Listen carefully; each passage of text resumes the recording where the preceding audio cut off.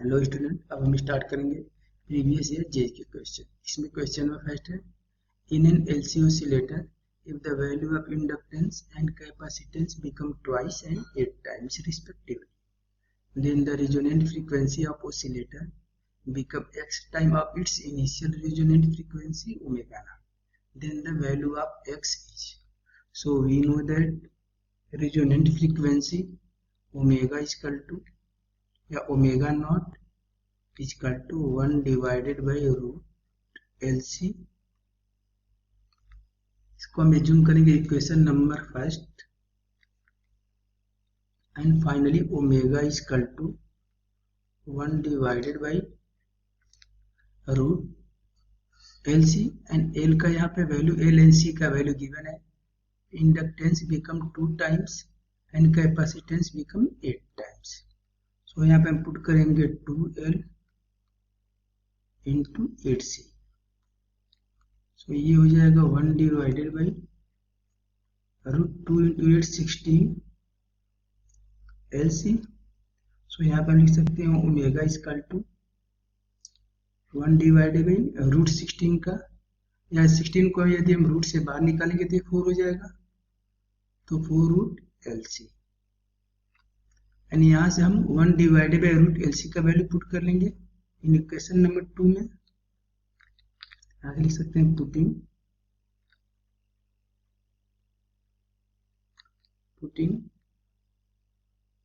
1 divided by root LC from equation number 1 in equation number 2। So यहाँ पे हो जाएगा omega equal to 1 divided by root LC का value हम put करेंगे इक्वेशन नंबर 1 से, तो ये वैल्यू ओमेगा नॉट। तो ये हो जाएगा ओमेगा नॉट डिवाइडेड बाई 4, और यहाँ पे फाइनल कंडीशन गिवन है, then the resonant frequency of oscillator become x time the initial resonant frequency omega. That means omega is equal to x time of omega not. Equation number 3 है। अब equation 3 and 2 को हम compare कर देंगे, तो यहाँ से निकलेगा x equal to 1/4। That means यहाँ पे ऑप्शन नंबर 1 करेक्ट होगा।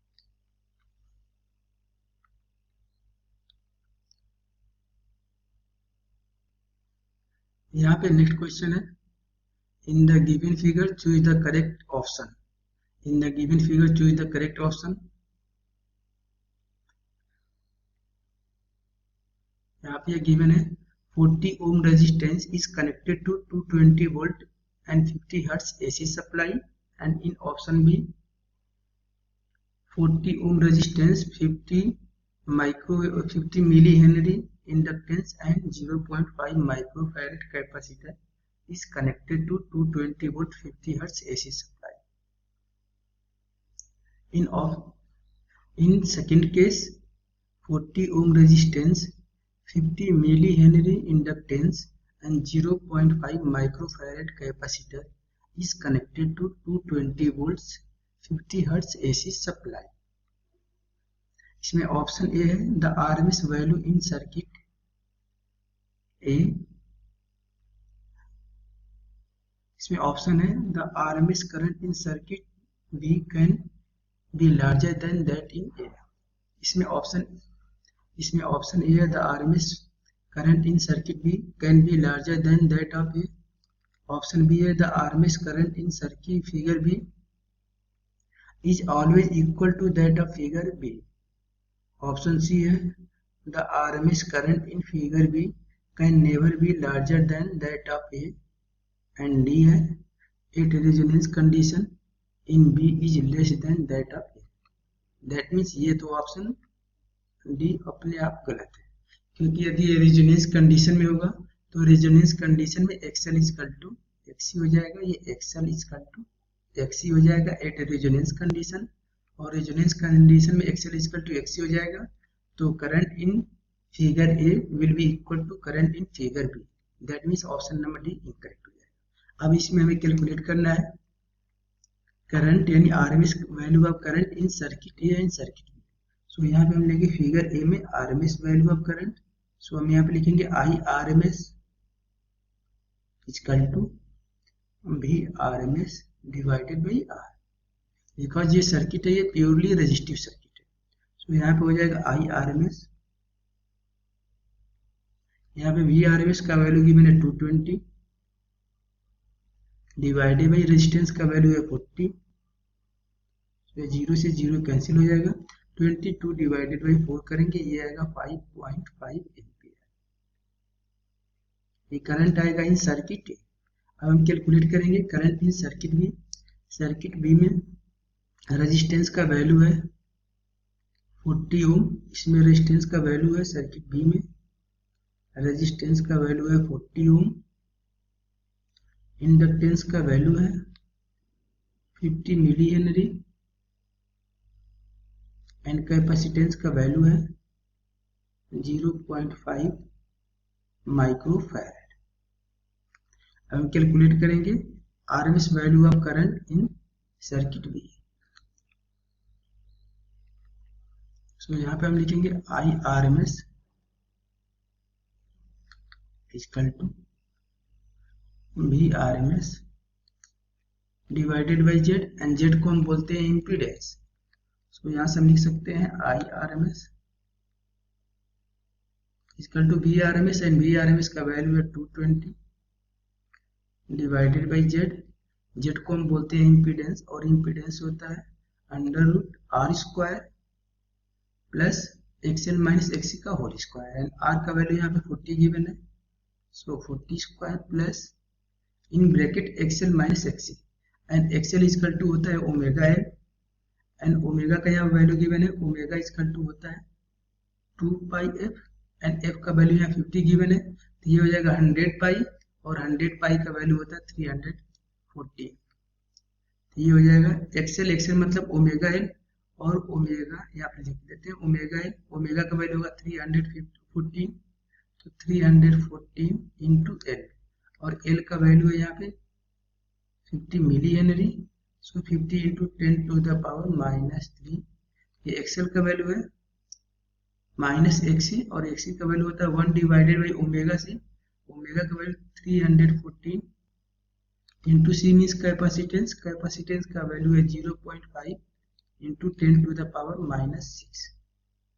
इसका हम करेंगे स्क्वायर।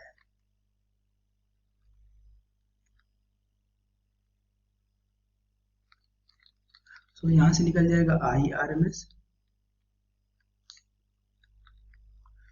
तो 220 डिवाइडेड बाई, ये 40 का स्क्वायर कर देंगे, ये हो जाएगा 1600 प्लस ये 314 into 50 into 10 to the power -3 यदि हम करेंगे तो ये हो जाएगा, यहाँ पे एक्सएल का वैल्यू आ जाएगा 50 पाई माइनस एक्सी का वैल्यू आ जाएगा 10 to the power 6 divided by 50 pi का स्क्वायर। दैट मीन्स यहाँ पे हम देख सकते हैं कि XL is very small as compare to XC. जब एक्सएल का वैल्यू एक्सी के कंपेयर में बहुत स्मॉल है, तो इसको हम एज्यूम कर सकते हैं प्योरली कैपेसिटी से। तो इसको हम एज्यूम कर सकते हैं combination of resistance and capacitance, क्योंकि हम कैपेसिटेंस के कंपेयर में इंडक्टेंस को यहाँ पे निगलेक्ट कर सकते हैं। यहाँ पे एक्सएल का वैल्यू इज, यहाँ हम देख सकते हैं कि XL is very small as compare to XC. So यहाँ पे हम एक्सएल को निगलेक्ट कर सकते हैं। सो यहाँ पे अब ये सर्किट बन जाएगा कॉम्बिनेशन ऑफ, ये बन जाएगा combination of resistance and capacitance. ये सर्किट बन जाएगा resistance of capacitance and inductance. So इस कंडीशन में आई आरएमएस होगा 220 divided by under root 1600 plus यदि इसका हम वैल्यू निकालेंगे तो इसका वैल्यू आएगा 6600 समथिंग आएगा। यहाँ पे एक्सी का वैल्यू आएगा 6369। यदि इसको हम ऐड करेंगे और ऐड करने के बाद यदि हम स्क्वायर रूट निकालेंगे तो ये वैल्यू हो जाएगा 220 डिवाइडेड बाई, यदि इसको हम ऐड करेंगे तो ये हो जाएगा 7969 और इसका अंडर रूट हो जाएगा। यदि इसका हम अंडर रूट निकालेंगे तो ये आएगा 89.27। सो 220 डिवाइडेड बाई 89.27, यदि हम डिवाइड करेंगे तो डिवाइड करने के बाद ये वैल्यू आएगी 2 पॉइंट समथिंग आएगा।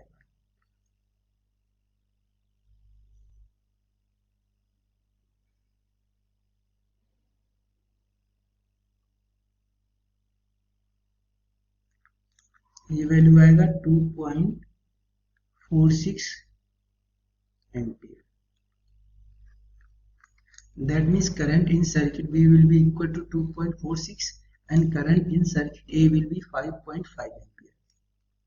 हम चेक करेंगे ऑप्शन, तो ऑप्शन ए है the RMS current in circuit B can be larger than that of A, तो ये इनकरेक्ट हो जाएगा क्योंकि बी में जो करंट की वैल्यू है वो ए से लार्जर नहीं हो सकती है। ऑप्शन बी है the RMS current in figure A is always equal to that of figure B, ये इनकरेक्ट हो जाएगा।